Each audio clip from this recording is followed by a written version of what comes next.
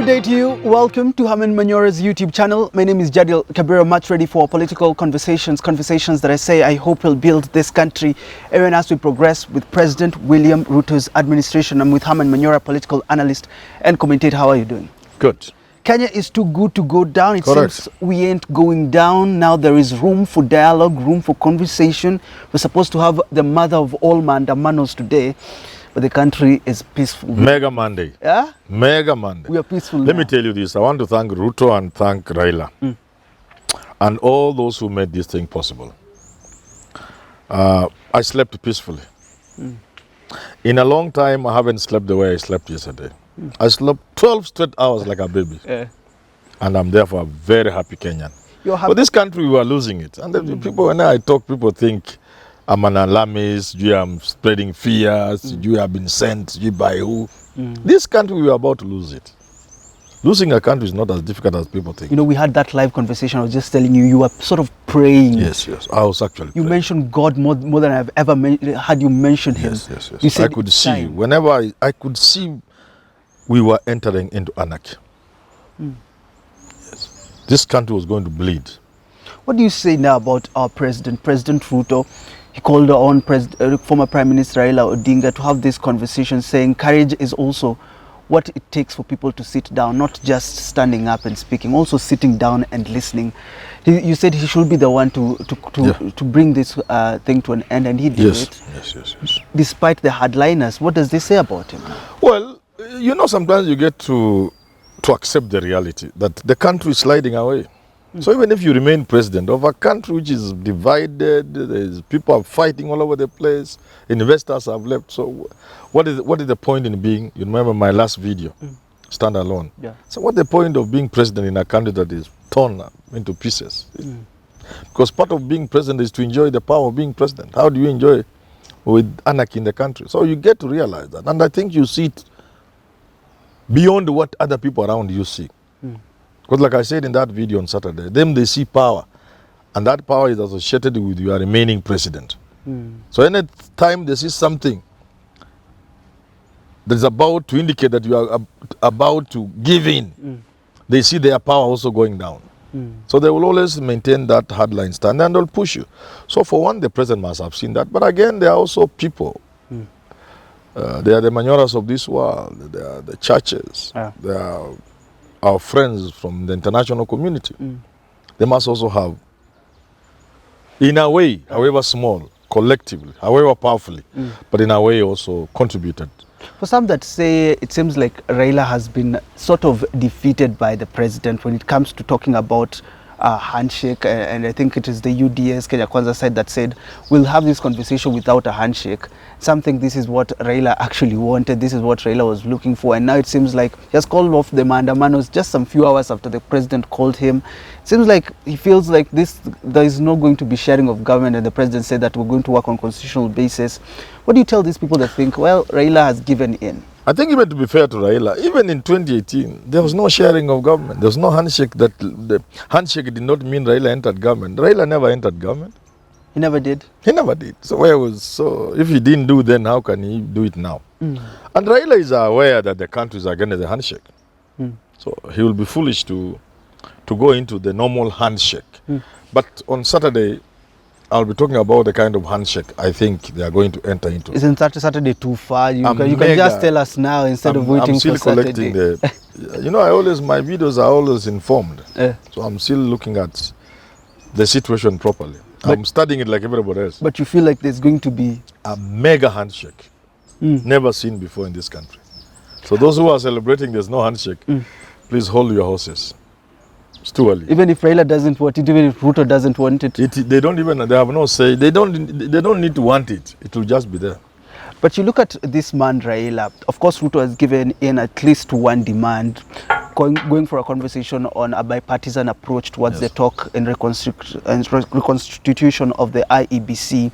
Should this have been what should start this conversation, or should we start from the cost of living point? Remember when Raila was finishing his speech, a journalist asked him, what about the cost of living? Which is the right way? There are two things.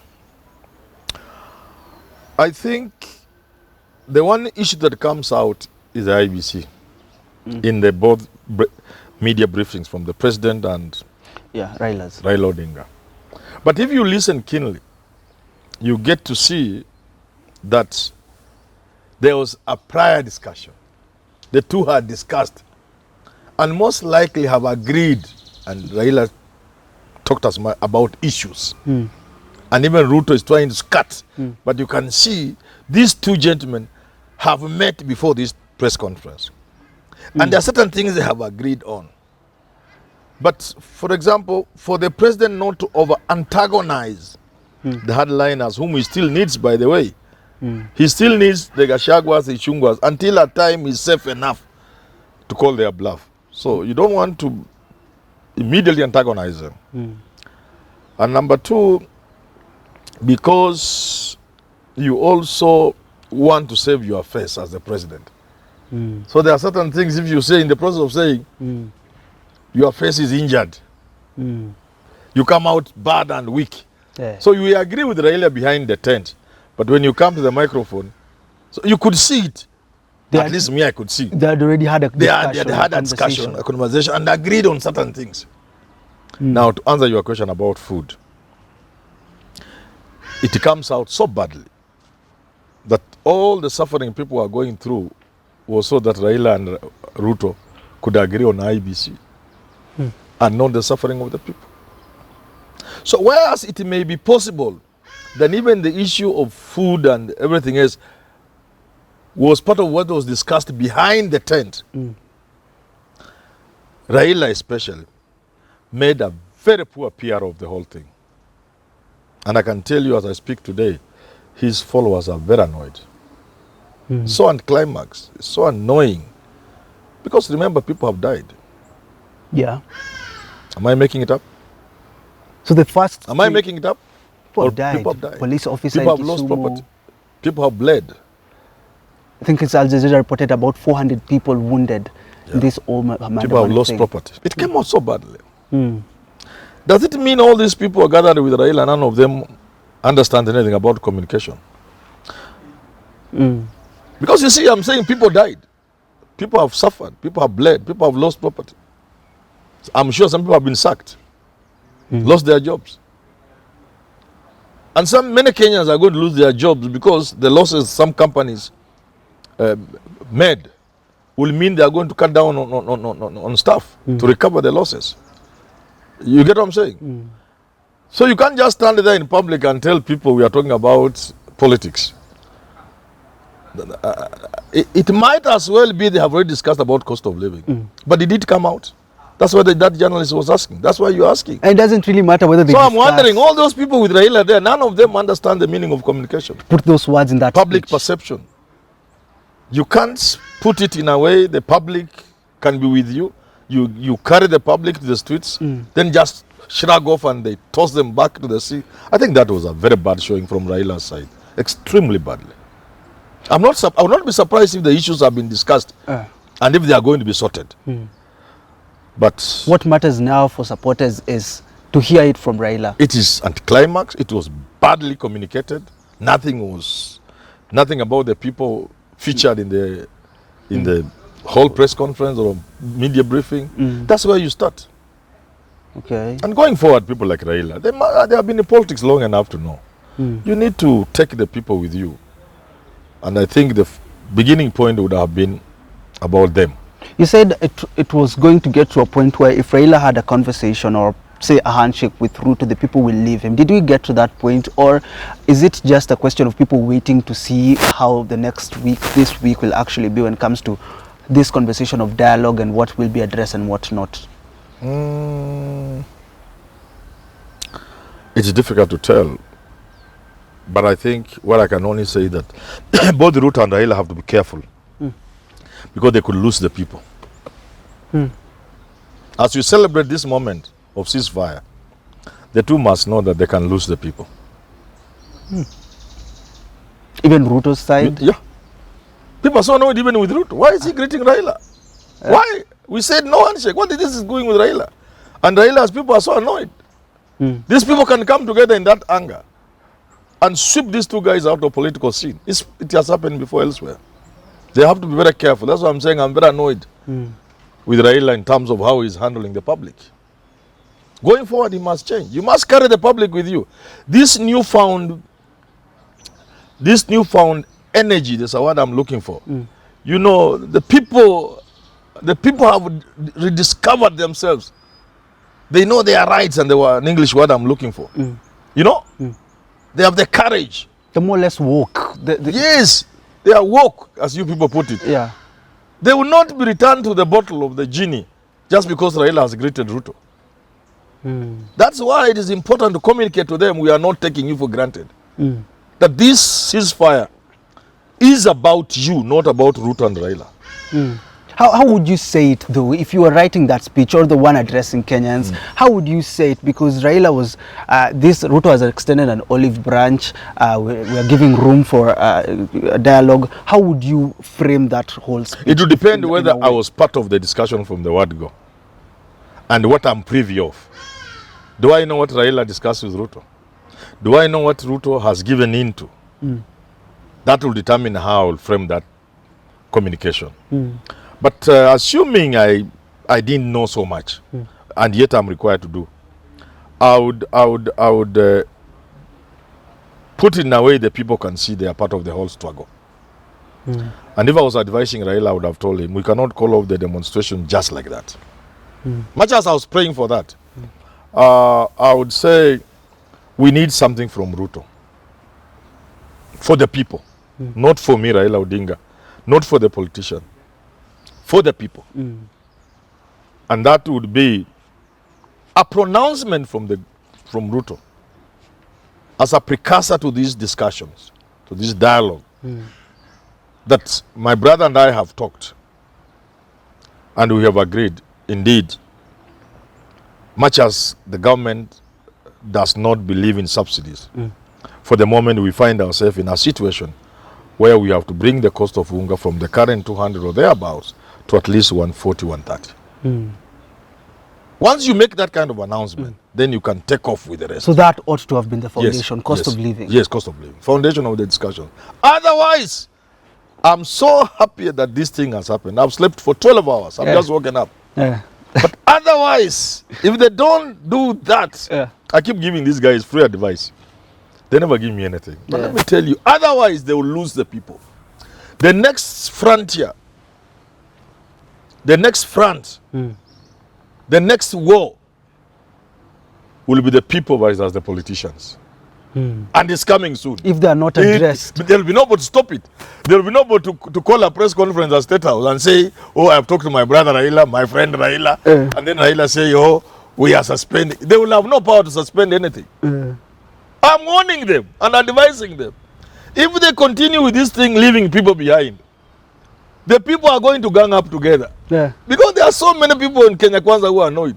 They're hardliners. And they have their leaders. You think people like Ishungwa don't have people? You think Rigathi Gachagua doesn't have a following? People like Mudavadi know their positions are going away. They know it. They are not fools. And they are also annoyed. And now they will use the people. And on the side of Raila, there are so many people who are annoyed. How many people have called me until I switched off my phone? I went to sleep. I want to know as we wind up. If I didn't switch off my phone, I would not have slept. They're asking you questions. People are so mad. What does this mean? What does this mean? So, if Ruto and Raila think they will discuss and talk IBC, and people continue to suffer the way they are suffering, the two groups will merge. And they will chase them out of town. I'm sorry to tell them that. They will chase them out of town. I want to know this. This is where leadership is required. I want to know that they were not pushed by Americans or by the British or by anybody else. That they thought about their country. And that's why they came together and ended this madness. The only way for me to know that it is from them and not because they were pushed is how they bring the people into the discussion. Okay. Any discussion with the people out, it will be short-lived. And the people chase them out of town. What do you think is going through Gachagua's mind? Because they were saying there's not going to be this conversation. The only conversation is about the retirement of Raila Odinga. He's annoyed. Raila has now retired. Son of Mau is not happy. Son of Mau cannot be happy. But let me tell you, a leakage of my video on Saturday, all of them will be thrown into irrelevance. Yes. Gachaguas, All of them, yeah, of course. Ichungwas. In the new arrangement, the Gachaguas and the Ichungwas will be very small people. You think it only happened to Ruto? It will happen to them, and they know it. That's why they. That's politics. Yeah. That's politics. The ability to use people and dump them is perhaps what defines these politicians. They use you. They dump you. They dump you without feeling. Without shame. Without shame. The best example has been given of Moi and Njonjo. That's the best example in the history of this country. Just shrug off, somebody falls down and you walk as if nothing ever happened between the two of you. That is politics, and that's where Gachagua finds himself now. Very unfortunate. But fortunate for this country, we were sliding into anarchy. We must thank Ruto. We must thank Raila.